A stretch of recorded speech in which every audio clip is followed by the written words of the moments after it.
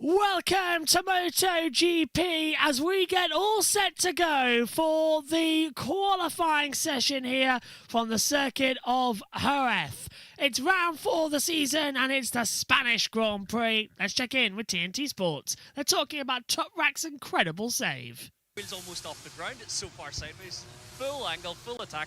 He just stays in under it and almost pirouettes into the path of Jack Miller. But yeah, what a save that was. It rivaled only by maybe Loris Baz or Marc Marquez and Bruno. I think it was back in 2019. Yeah. Unreal. Do you know Borsoi was impressed? Absolutely loving that. It's like he's velcroed onto the bike, isn't it? Yeah. Oh, he's looking good in these wet weather conditions, but that sort of save, you get a little spike of adrenaline from it, so he'd be pumped for this qualifying session coming up now. Well, let's have a chat about this qualifying session then, and the weathers and the nuances really, because it was pouring with rain when they went out. Obviously, we saw Pedro looking great out there, and he's going to need to be to get through. It's stopped raining now, and we know that this track dries quickly, but probably not going to be quick enough throughout these two sessions, but the weather conditions are different to half an hour ago. Yeah, certainly the sun's starting to poke through a little bit, but I don't think it's going to dry maybe at the end of Q2, but Q1 for sure, it's going to be hard, wet territory. The extra time that maybe if Pedro Acosta could that be a blessing? It could be. It could be a benefit to get those 15 minutes, learn how the harder tyre works, and then that will benefit you in Q2. But you've got to get through Q1, and there's always that element of jeopardy. Yeah. Do you push too hard, lose the front? We can see you're walking a tightrope into that final turn, pushing the front. So, yeah, tricky for the likes of Pedro. Doesn't want to be in this Q1, but he had a good session there. That will give him confidence that he could get the lap time in early. Yeah, he did. And during that session, Nat actually spoke to Aki Ayo. Let's find out what they're thinking at KTM. Well, Aki, on paper, it looks like KTM struggled yesterday, but both having to go through Q1, a first for Pedro Acosta this season. But what was the story of Friday for you guys? Of course, as we talk many times when we come to Europe, of course, many things are different, and Jerez, of course, is different character of the track and everything. But first of all, was not really bad yesterday. That everyone was really close. So if you look at lap times, even for Brad and Pedro, that they are, let's say, if they are 2/10 faster, they are really, really top on the results. So we are not talking about the really big things, but of course in some part of the track and some kind of corners we clearly see that we have something to improve. And it's always a mix of setup and riding. And on the other hand, Enea was doing that part really well, so somehow we see it positive. Of course this weather at the moment is not helping, let's say, to solve and go forward, but working. And also the conditions, it's not your typical Jerez conditions today, isn't it? And we might have different conditions in the qualifying and then the sprint and then the race tomorrow, just to throw in the mix. We need to use minutes now very wise, and of course in afternoon also there is a risk, so today it's how it is, and tomorrow looks different again, and then we use the Friday. Thanks, Aggie. Thanks a lot. Yeah, in these situations, time is paramount, isn't it? And we saw that Pedro yesterday had got the first sector of the track worked out really well.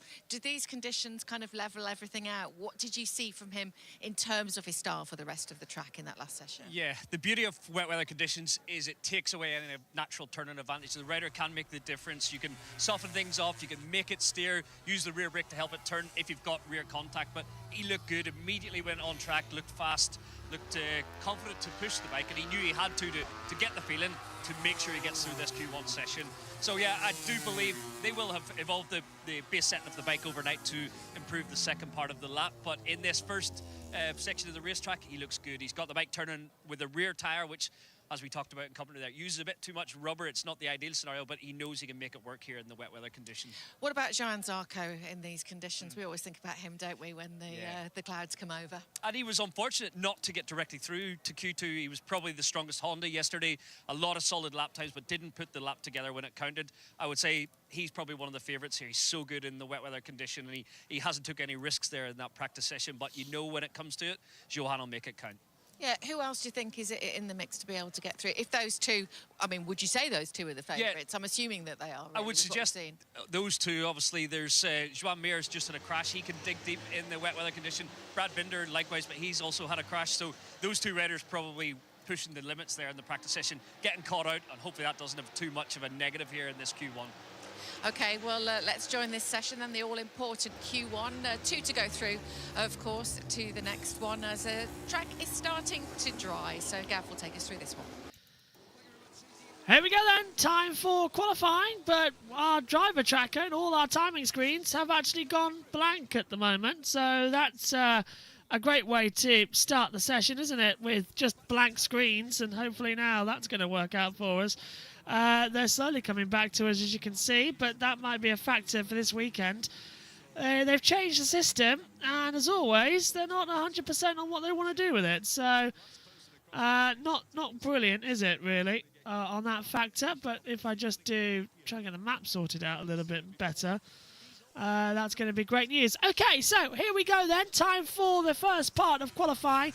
Even though now all of our systems up here in the commentary box have basically blown, and if I have to reset this on lap 1 of the race, I'm going to be furious to try and get this started in. Just nothing's working out here. I've never seen this. No, it's just... second after second. I've got to refresh all the pages and then they come on, and then I've got to go through everything else. So yeah, not the easiest. So bear with us here as we get in for the first session. Megan's going to be back with us this afternoon for this one. That's going to be an interesting battle as she'll return up to the commentary box. Just going to refresh this and hopefully the timings will be there. No. Completely gone. Oh, well, this is great news to start the session off with, isn't it? No timings whatsoever. Still, in this session, I can tell you it's Zarco, Razgatlioglu, Marini, Moreira, Quadraro, Morbidelli, Salvadori, Binder, Mia, Acosta, Rins, Miller, and Augusto Fernandez. That's your running order for this one. As I continually try and refresh. Here we go. Timings. Brilliant. Brilliant. That's going to be annoying during the race, isn't it? Megan might have to do a bit more than she thinks. If that's going to happen 4 times with the 2 sprints as well, that's going to be... yeah, well, that might be really annoying today anyway, as we get into this one. Still, we've also got the blog now in the centre of the screen for when it works, so we've got the best possible situation. Yellow flags out in Sector 3. Not sure why yet. Acosta's in there, says Quadraro. Not really seeing much. There! It's one of the VR46s who's gone down, and it's Franco Morbidelli. Morbidelli just dropped it coming out of dry sack at turn 6. Should be able to get it going, but just a small little incident to come into it. Okay, so just one small yellow. That's going to have the lap times cancelled for everyone behind. I think if Miller's had his lap time cancelled, then Acosta might just be safe. So will Marini, possibly Salvadori because of how close they were. But that's not the best news. It's still wet tyres. Zarco's had his lap time cancelled now for yellow flags as well coming into it. So that's not going to spend any more sectors coming through. Over the line now we get for Pedro Acosta. First lap times coming through for this first part of qualifying. And Acosta now crosses the line and does a 1:49.302. So that's the benchmark at the moment. Marini and Salvadori 2 and 3 as Quadraro runs in a little bit deep at the first 2 corners. I'm not going to touch it because the television just had a little bit of a moment when I pressed it, so I'm not going to risk losing TV pictures. So Acosta, Marini, Salvadori, Mia. Mia's lap time's been cancelled on the board. I thought it might be for all those track limit situations. See all them all now flying through on the message section of the board. So as things stand, interesting enough actually, well, the other timing monitor still says 25 minutes to go on it. It still says FP2. So there's a refresh issue, it looks like, with the sync buttons. So, oh, is that raining again? It's raining again! It's raining again at the start-finish line. So it was starting to dry out, but now the rain has returned here in Spain. And that's going to play a huge factor in the remaining of this session. Exactly when do you push it? When do you go for it? How much is it? How much is too little? on the front. And, well, this is going to be quite an interesting little run now. This will be something. Keep your eyes peeled. Acosta's boxing. He knows that at the moment this wet weather's not worth it because you're not going to improve. If it started raining again as hard as it looks like it has down at the start-finish straight, you're not going to have the improvements that you're looking for. Mia, still in P2. Closing out a little bit more. Mia's lap time down by a second now. And another yellow flag, this time in Sector 4. Not sure who it is on the monitors. There, it's Jack Attack. So Jack Miller's gone down at the last corner, turn 13. Oh, don't run across the track! Jack Miller, you can't do that. It may be the simplest way back, but look at what happened to Jorge Martin. You cannot run across the circuit during a live session. Zarco to the top, 1:49.151, but it was under yellow flags, so should have that lap time deleted, as does so. Yeah, so Acosta goes back to the top. And there goes Diego Moreira as well. Several lap times now starting to be cancelled.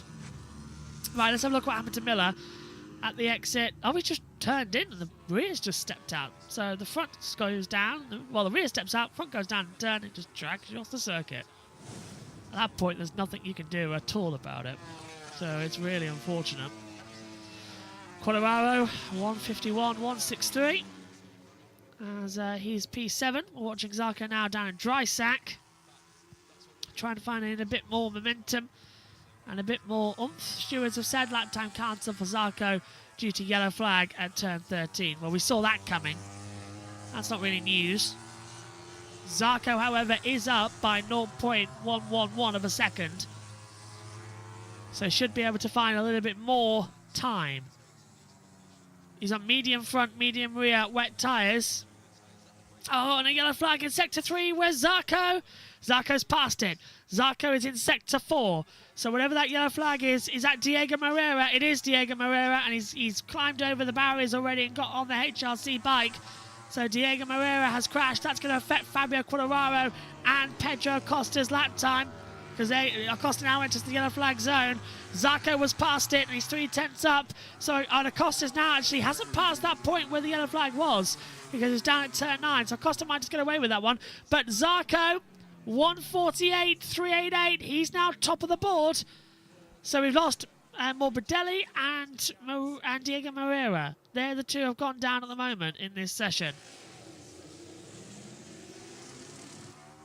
Well, it's all go now, isn't it? What a fantastic session. This is Diego Moreira. Just on the cutback from 8 into 9. So after the long sweep uphill right at 8, comes into the braking zone at 9, turns it down to the right, and poosh, front goes down. Not his fault. Nothing you can do about it either. Take a look now at Johan Zarco. 1:43. Well, he's done a 29.215, 14.441 Sector 2. So Zarco is really improving. Franco Morbidelli going back onto the circuit, don't worry. That means that he's going back into the pit lane and is resurfaced on the circuit on bike 2. There he is. So that's in the second sector. So Franco Morbidelli is back out on the track. His track is now just cruising through as the session continues on. Zarco's up by 1/10 of a second on his own best time. So he'll improve again up to P1. More and more deltas having a thumbs up approach. 1:48.388 on the main monitor. Really down on the brakes into turn 13. The Lorenzo hairpin. Over the line now then. And what can Johan Zarco do? Every time it's wet or it's this weird crossover phase, that Honda Castrol LCR and Johan Zarco just comes alive. Every time. Look at France last year. Zarco 1:48.267. 5 to go in Q1. No, that is the rumour though. Fabio Quartararo with the clear visor on, love to see it. Right, Acosta coming back at Zarco now. Did he come back into the pits, Acosta? He did, didn't he? He dipped in, didn't he? Got back out on the medium rear tyre. Turned in there early. He's made a V out of that. Yellow, yellow, yellow, yellow. Someone's gone down behind him, it looks like. She's gonna Goes second behind Zarco. They're the ones, and it was Marini trying to tag onto the back of Pedro. That's come a cropper. He is not a crasher, but already had a couple this season, Luca.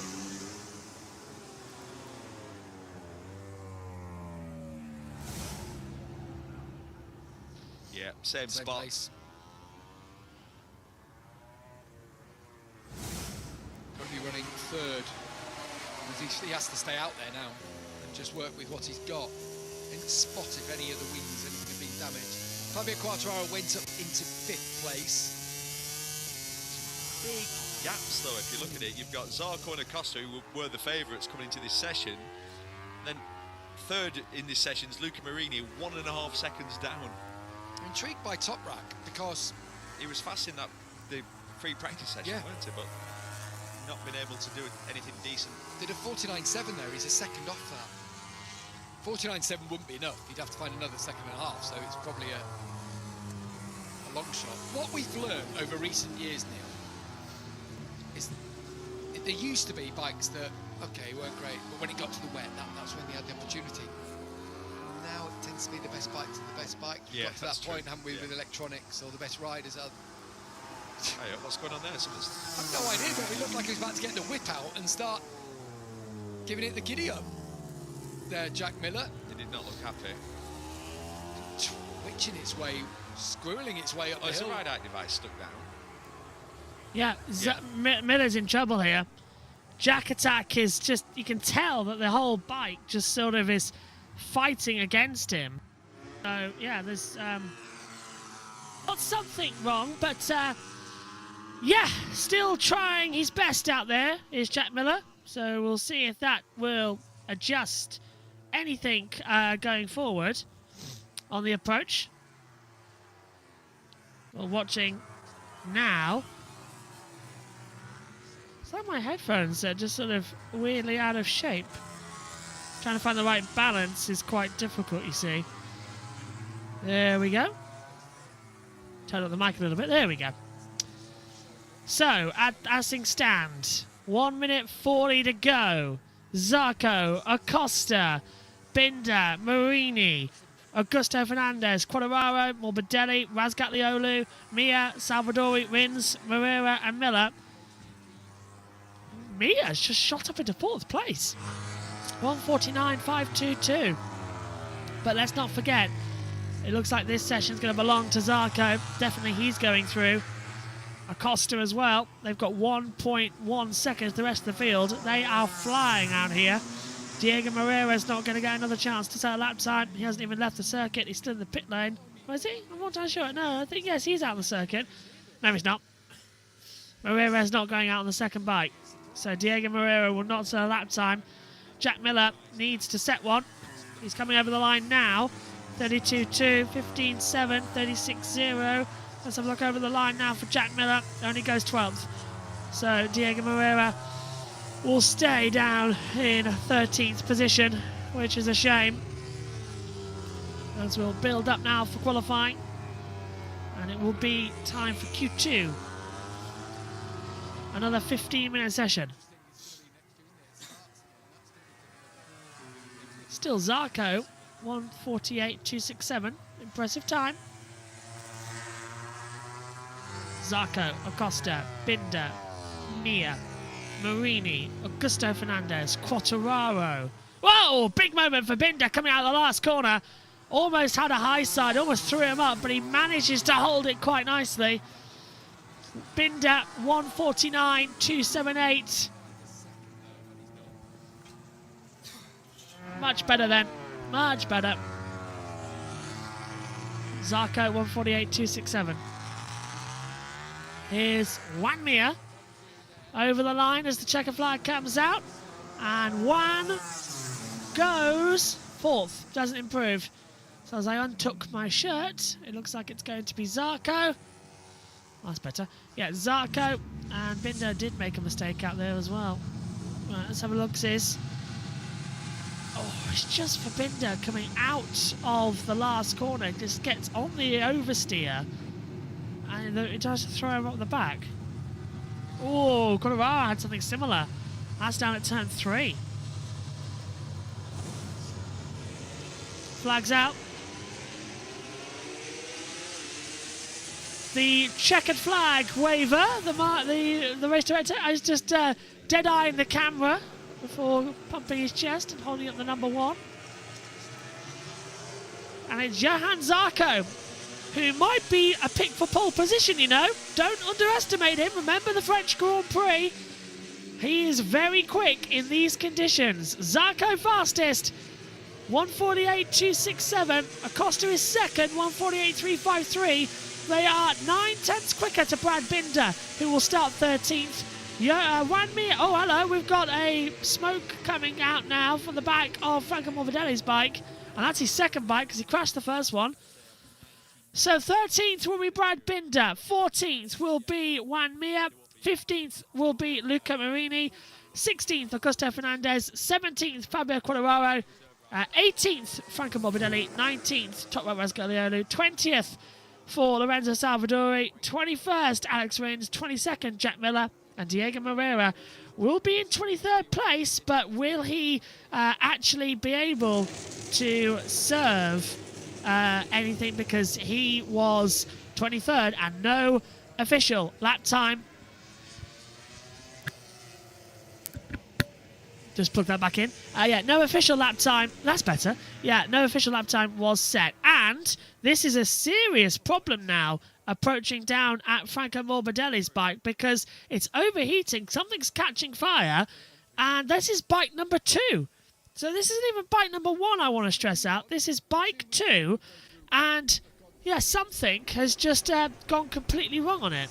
So we'll see if it needs to be changed. But as things... But, there we go. Oh, I can actually hear it now differently. Yeah, but Zarco from... Oh, wow. So that's the difference between the low. Oh, I did wonder.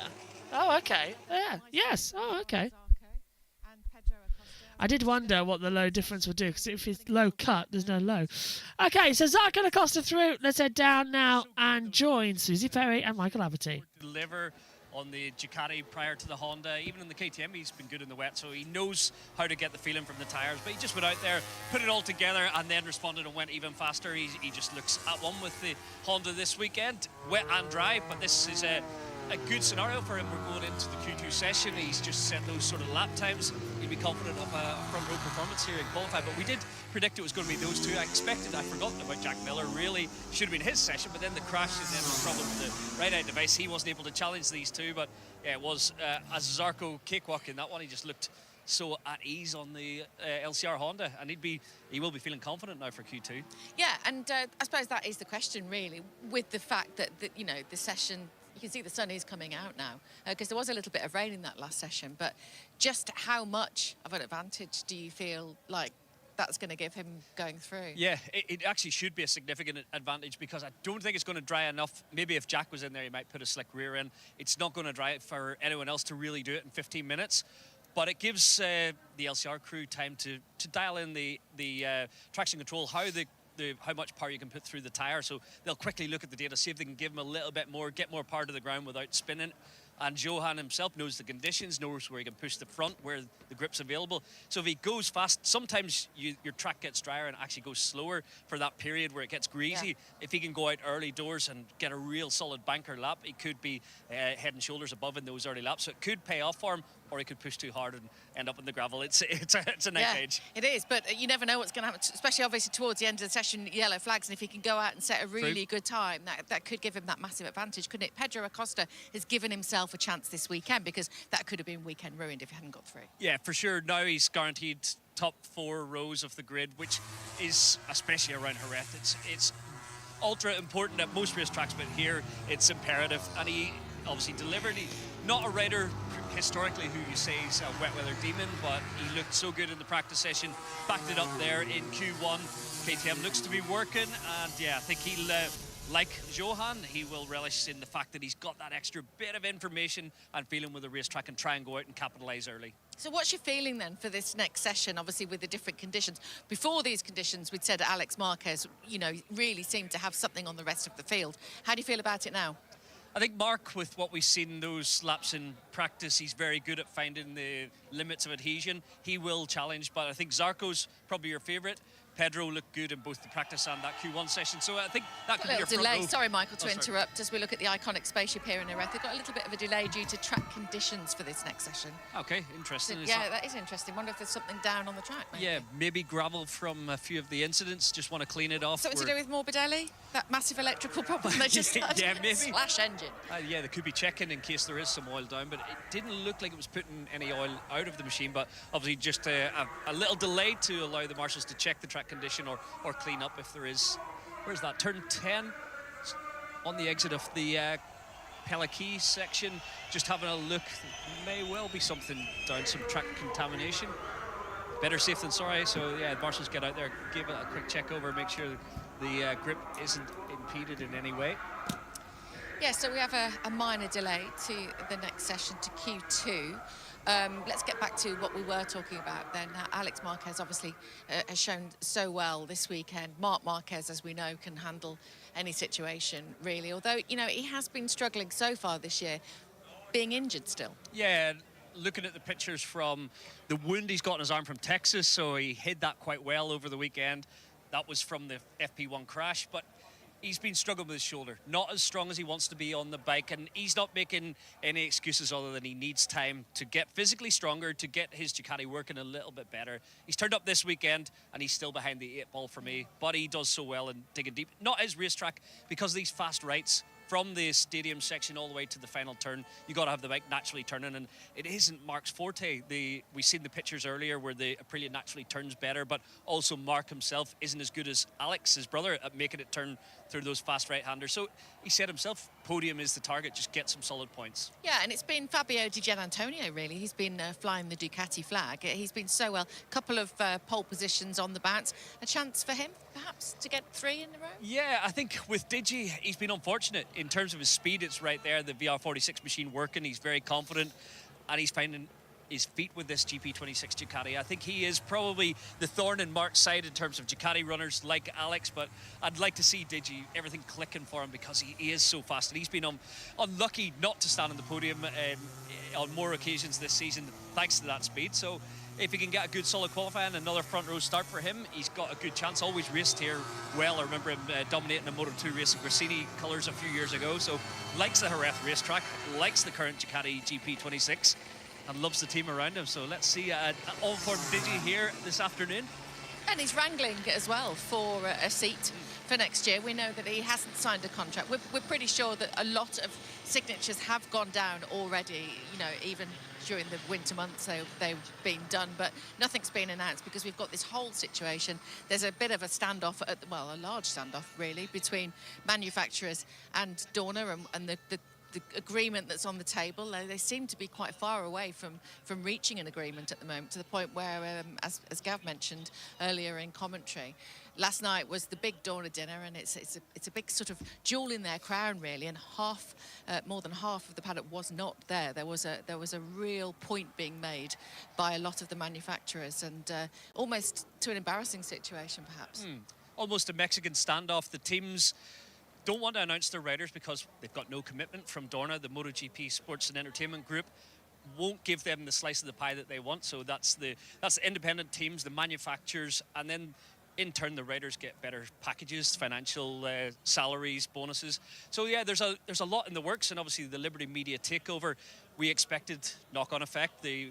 There is obviously a lot of Formula One interest. Gunther Steiner joining the paddock, Christian Horner here this weekend. The fact that the teams are vying for their piece of the pie, the way the F1 teams got and the way they multiplied their value Liberty did so by getting more eyeballs on the sport. We hope that happens with MotoGP. So I stand on the team side that Dorna do need to cut them in a little bit. So yeah, it's going to be interesting to see how it all evolves and when we get some announcements of when a contract gets signed and who does fold first, who's going to give. It is an interesting situation because, you know, we're also aware that teams have tested the bikes for next year and they've got all the photos, but they're not releasing anything until they know exactly what's going to happen next year. So, yeah, watch this space and we'll find out more for you. Let's hear, though, from the man who went through fastest in the last session there, Johan Zarco. His team boss, Lucio Cecchinello, is talking to Nat.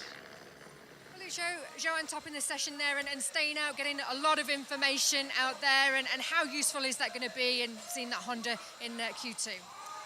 How useful? Useful for Johan, useful information ready for Q2.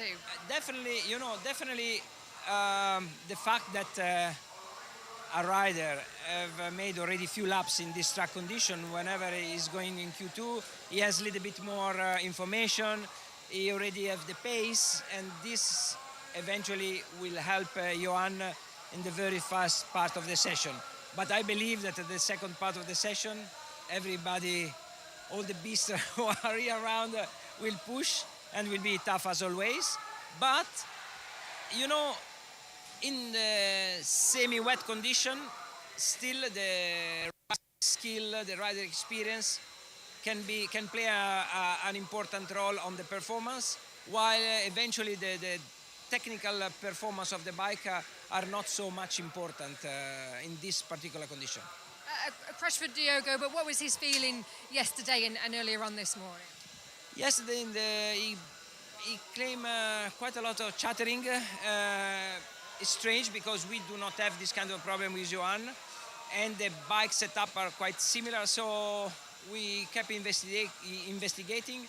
We prepare a different setup for this morning, but unfortunately with the wet condition we cannot really test if we resolve the problem of the chattering. Thanks for talking to us, Lucio. Thank you. Yeah, can the Frenchman make all the difference? Just a little bit of an update then. We've got a delay before the next session, as you'll be aware. And they're looking around turns 9 and 10. This is Franco Morbidelli in the last session where obviously the engine lets go. So that happens, and quite significant, Michael, really, if we're looking at 2 turns, if they're worried about 2 turns. This is Fabio Quartararo who's coming behind and just is going to raise his hand. Maybe in concern? Yeah, as the following rider, he's going to see the smoke coming from Morbidelli's bike and he's worried the marshals haven't picked up on it. So as a rider, you do try and alert, hoping that the camera picks it up, because obviously the race direction are following all the cameras and looking for those alerts from the marshals, from the riders. And yeah, just hoping that the machine isn't actually putting anything on track. But what we're seeing from these pictures would suggest they have spotted some contamination, although riders' helmets going on. So yeah, we've got a couple of minutes actually. Let me just update you on that. They were a few minutes ago, those shots. We've got 2 minutes before the session starts, so it seems to the marshals everybody is very happy with the condition of the track and they will be able to go out. But as you say, safety first, and you know, the last thing you want is a contaminated track and anybody going down on it. So just a minute and a half to go now. Yeah, that's good all round. Obviously, I didn't expect, because the smoke was coming out the exhaust, usually that means it's being burned up inside, so I didn't expect there to be any contamination, but better safe than sorry. Good that they've checked it out, and an extra delay will allow the track to dry up a little more in this session. Maybe not enough for slicks, but yeah, not what Johan Zarco would have wanted. As we heard from Lucio, they'll be looking to capitalise on these early laps, especially when the track conditions are more friendly to what they've learned in Q1. He would like to have kept the momentum going, and maybe this man as well, Pedro Acosta, was levelling things out for him, but both of them giving themselves a very good chance to move a bit further forward on the grid. Certainly they're in pole position at the moment in these early laps, and you mentioned the yellow flags, which could become a big player here in the latter laps of this session. So getting a banker lap in early, ultra important. Who blinks first, who can get that banker in, and then hopefully from there capitalise. Yeah, we're looking at the Aprilias. Obviously Marco Bezzecchi's been up there all weekend. Jorge Martin will have a 3-place grid penalty on Sunday due to slowing on the racing line. We haven't actually seen that yet on TNT. We'll bring you that after the session, hopefully. And Iagora as well, 5th fastest across the weekend, looking good. Just so it goes sort of under the radar, doesn't it? It always does, yeah. He floats about super fast, but a little bit of a quiet weekend to this point, although looking really good in terms of race rhythm. Not the best wet weather rider, but I'll look to try and put it together here. But the sun is definitely on the way out, Gav, and the track will start to dry. Maybe not enough for the slicks, but hey, who knows? The session is underway. Bit of a delay, but we are now go, and Q2 is underway for the Spanish Grand Prix. And again, we are battling hard these issues up here in the commentary box with our timing monitors. We're hopefully going to have them sorted soon. It's just a right pain in order to get them all sorted again on the time, because they just sort of don't want to load in. So you've got to refresh the browser quite a lot in order for it to pop back. But yeah, it doesn't seem to want to do it that often with the OBS, so apologies for that. We will still keep trying. Either way though, we are underway. The riders are heading out onto the circuit. Let's check in with the commentary team TNT. And Aprilia, Ducati, Yamaha. So a bit of a mix of riders. Who's it going to be today? Yeah, just looking at that, the different pole position winners, it really shows that this is a rider's circuit. The rider can make the difference around here, but today, normally in these conditions, you would say, oh, this is falling into Marc Marquez's hands. Just, it feels sort of different that though now, doesn't it? I feel like that's the Marc Marquez of home. Don't get me wrong, it could be proven wrong, but I think Pedro probably starts this session as favourite, I would say. Hey, Bastianini. I think you're right there, as we'll pop up to the com box. Hello, everybody. There we go. Green light. And in this session, as we said, we've got Zarco, Bastianini, Raul Fernandez, Acosta, Di Giannantonio, Aldeguer, Bagnaia, Bezzecchi, Alex Marquez, Igor, Jorge Martin, and Marc Marquez. They were the top 10 from the previous session yesterday in the practice run. So let's see what we get now as they all come over the line to start their lap times. Uphill in towards the first corner. It's dry-ish on the actual break-in point, but as you close back uphill, it just starts to get a little bit more treacherous, and then there has been extra rain thrown down. There was some oil on the circuit that they were just checking out, but as Alex Marquez throwing the bike in nicely down that back straightaway, he is pushing hard as he possibly can.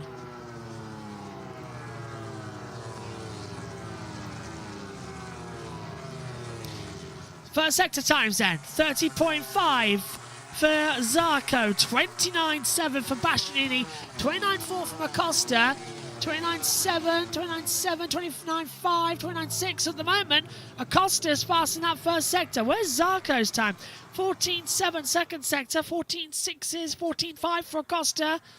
By my calculations, Acosta's going to go fastest here. Martin might pop it into P2 as well. Sort of read the sector times and try and work out where they're going to go. But there is a lot more decent times cracking on here. You've got to say, what's crack-a-lacking in MotoGP? Well, everything. This is looking good. Right, sector 3 coming in. Zarco is a 34.6, 33.8, 33.3 for Acosta. Yeah, Acosta's going to go provisional pole position here. You can tell. You 100% can tell that that's going to be the situation over the board in the next few moments' time. Over they come then. I have no doubt in my mind that Pedro Acosta is going to go fastest over the line. Marc Marquez, Jorge Martin, Bastianini, Alex Marquez, Fabio Di Giannantonio. There goes Acosta to P1. Knew that was coming. Pedro Acosta, 1:49.434. He has provisional pole position by a 1/10 of a second. Just a 1/10 of a second. Fabulous lap time as they start to come through. The tensions, you can feel it rising. It is so palpable right now. Such an exciting battle. Acosta, 29.331. He's got a red sector time as Marc Marquez tries to overtake brother Alex as he goes down towards Drysack at turn number 6. The Pedrosa hairpin, all Drysack named after the vineyard that's just a couple of miles away here in Jerez. Acosta's now up by 0.071. There's a few riders backing out of it, namely Di Giannantonio. He's backed out. Lot of pressure now coming through. He's going to set the first banker laps. Come on, what have you got for us? You can see the tyre strategies are actually being quite impressive. Yellow flag sector 3, and that's going to spoil quite a couple of people's lap times. And it is Fermin Aldeguer. And he was right in the middle of the pack, so that's going to spoil Acosta's better run as well. Oh, Acosta had already backed out of it. Aldeguer goes down the outside, and he's right in front of Acosta, actually. And he's just dropped it in the same place, down at the Aspar corner. That's at turn 8. So, not good news then for Fermin Aldeguer. Over the line comes Marc Marquez, got the fastest third sector. He's only a tenth away, and he goes to the pole position. 1:49.385 by half a tenth, half a tenth of a second, 0.049. So Marc faster. He improved a tenth and a half on that previous run. 1:49.385 is now the benchmark coming in for Marc. Raul Fernandez in P6 hasn't improved. Acosta still P2, Martin P3. Marc Marquez's first sector is a 29.206. 29.435 for Alex Marquez. So he's finding some gambits out there. Championship leader, remember, Marco Bezzecchi is P4. Second in the championship, Jorge Martin P3. Bezzecchi leads that title 81-77. As you saw in the break, the points table standings. Whoa! Big move for Marc Marquez as a wasp actually comes right in my face up here in the commentary box. Did you see that? There's a huge wasp up in the commentary box that just shot right in front of me. Ah! It's actually now trying to attack me. And I don't usually say this, but I've got to stop because there's a wasp attacking me. Really, it's quite angry. I've got to go. There. Oh, someone else has gone down. Behind him, it's Alex behind him. Trying to follow his brother on a personal best lap. Marc's still got half a second. So he could be dropping it into the 48s now in these treacherous conditions here. It's a Spanish Grand Prix. It's not working for Marc in the dry conditions, but in the wet, this could be a boon for him. Can he make the last corner? It's been tricky, it's been slippy. Oh, he went that little bit wide. It's almost took it differently to how he might normally do so. For yeah, you can see the rear tyre there squirming. Oh, that half second he basically kept from sector 1. 48.8, Marc Marquez top by half a second over Pedro Acosta. Jorge Martin third as things stand. Bezzecchi fourth, Bastianini fifth. Raul Fernandez in sixth place as Di Gian Antonio's lap is cancelled because he was behind Alex Marquez on the circuit. I still think there's more time out there. Yeah. I really do. I think it's going to come in quick pit stop, straight out. It's not dry enough for slicks. Oh, just quick. That is the... I had to really get out of the commentary box then. I don't know where it is. We've left the commentary box door open. I thought I hit button 9, but there was not just one wasp. There was multiple wasps. Yeah, multiple wasps were in the commentary box, so I decided the only good thing was to flee. I'm desperately looking around. Oh, hang on. I think it just went out of the commentary box. But it must be trying to get back in, so I'll just leave the door open. And I'll close the curtain. That might do it. If anybody sees any wasps, let me know. Okay, so Marc Marquez still fastest from Pedro Acosta, Jorge Martin, Marco Bezzecchi, Renee Bastianini, Raul Fernandez, Alex Marquez. It's all go here today, isn't it, as well? I bet you didn't expect that. Megan had that last week, actually, at Touring Cars, when she was in the commentary box doing something. Just looking around, there's no holes in here, so how are they going in? Still, most of the riders now coming back in for pit lane 2 another lap time. Always fun. So, anybody going for slicks? Would you go slicks? I might go slicks, personally. I think slicks are a good option here.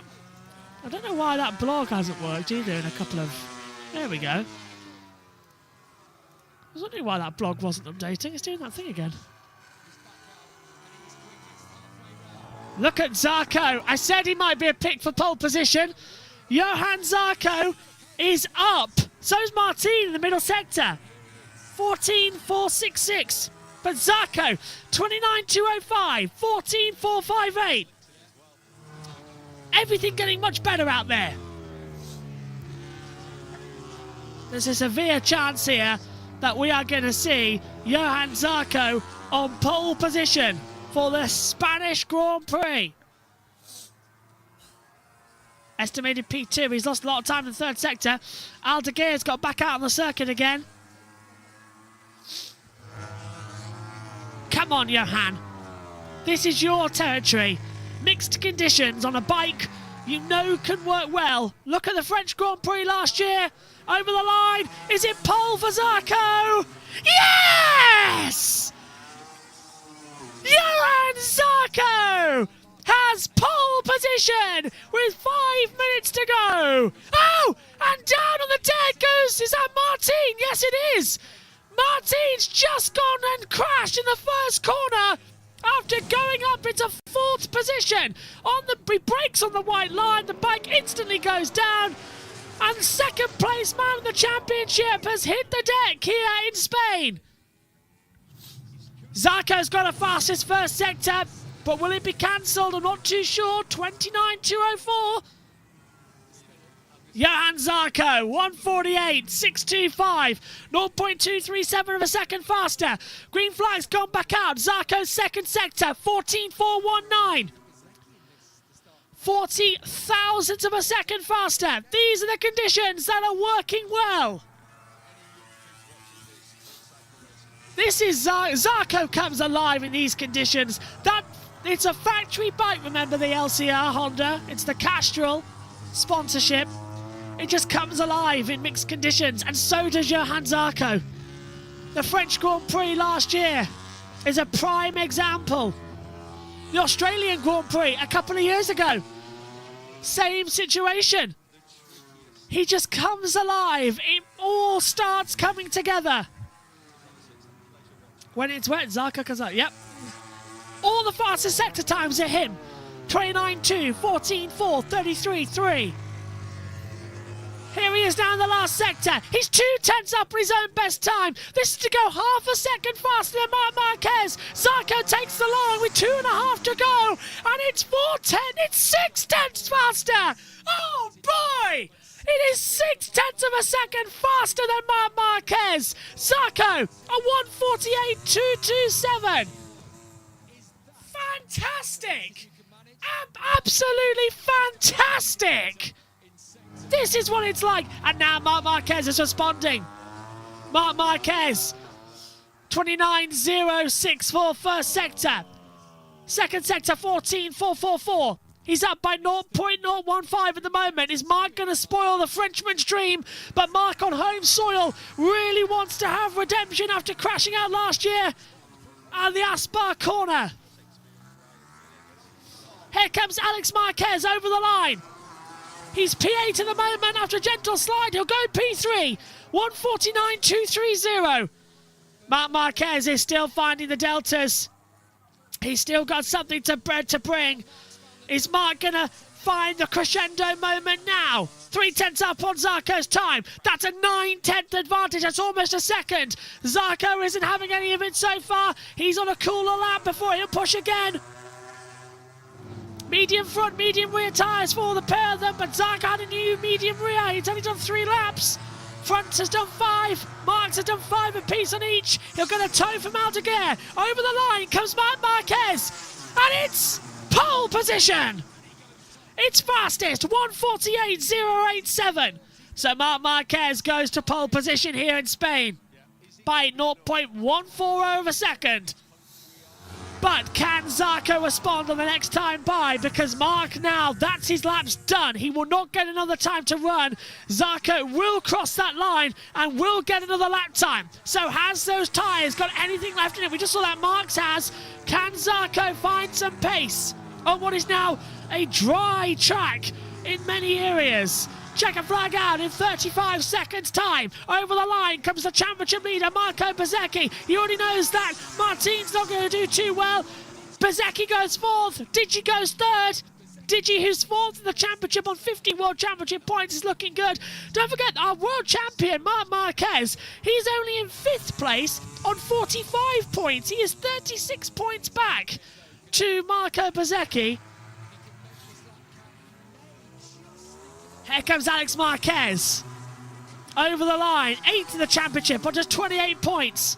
Alex, 5th. With a checker flag coming out. That's his best lap time. 1:49, 1:46. Zarco's second sector time is up. First sector 29.190. Second sector 14.375. But he's 57 thousandths of away from Marc Marquez. That is nothing at all. Zarco might, if he can put it in a Digiantonio. Digiantonio going for a third pole of the season. 14.439. This is getting very close now. What's the third sector time for Johan Zarco? 32.945, 87 thousandths off. Acosta, he's a 10th down at the moment. Ayagua goes into 11th position. Marc Marquez, he's done. His benchmark is a 1:48.087. That's not in dispute. But can Zarco find anything like he did in the French Grand Prix? Eyes are focused on the apex with the clear visor. Oh, and he nearly drops it into turn 13. That's the lap time done. A massive counter correction. Zarco saves it, but he will start second on the grid for the Spanish Grand Prix. Acosta, we've got a yellow flag as well in the third sector. Is that Raul Fernandez? Yes, it is. Raul Fernandez, I believe, I'm not entirely sure it's Ine Bastianini. Ine Bastianini has crashed in the third sector. That'll stop Marquez in Alex's time. But Pedro Acosta is going to be 5 tenths down. And it is pole position for Marc Marquez. The Spaniard on home soil has taken it. What about Pedro Acosta? Over the line now. Can he get a front row start to this show? No, 6th. Okay. Wow. What a race. I feel like I've been stung at the side of me now. What a race. First pole position for Marc Marquez since the 2025 Hungarian Grand Prix 245 days ago. Marc Marquez is back as soon as we hit Europe. The champion of last year, the 8-time world champion, trying to put it through. He's on a 45 points, sorry, the 9-time world champion, I should say. Ducati closing in. Now this is a replay. This is Marc Marquez coming down the pit lane. What's this about? Turns into the pits and goes straight back out again. He fakes everyone. With 5 minutes to go, Marc came down pit road, turned in, and then he got told, no, out you go. Back out. That is... Do you know what's good? It's good to see the old fox has still got it. Yeah. And that... So I was wondering what was going through. Look at the gaps between, Marc and Zarco, 0.140. Then everybody else, 8 tenths. And then 18, 31, 84, 2 tenths, 9 tenths, 60 thousandths, 5 tenths, 83 thousandths, 3 tenths. It's insane. What a run. And it is Marc Marquez down over the Jose hairpin, turn 6, the dry sack, waving to the crowd. They love him and he loves them. Marc Marquez has pole position for the Spanish Grand Prix. Zarco will be second. Digiantonio completes the front row. Bezzecchi is 4th. Alex Marquez 5th. Pedro Acosta is in 6th. Jorge Martin is 7th. Ine Bastianini 8th. Raul Fernandez 9th. Pecco Bagnaia is 10th. Ayagua 11th. And Fermin Aldeguer will bring it in to 12th position. Marc is number 1 here. Pole position. He is back. And that is actually good news for MotoGP. We needed that. Needed the champ back. That's his 75th MotoGP pole position. He's 103rd in his career across all classes. Sensational. We'll be back for the Tissot Sprint live on the main JB Motorsports YouTube channel. So make sure you get over there ready for it. Marc Marquez, he is on pole. We'll see you later on. Take care. Bye-bye. Before we go, this was Zarco's save at the last corner. Turns in, drops the front and saves it like Top Rack earlier. Sensational. What a quali. We'll see you later for the Tissot Sprint. Bye-bye.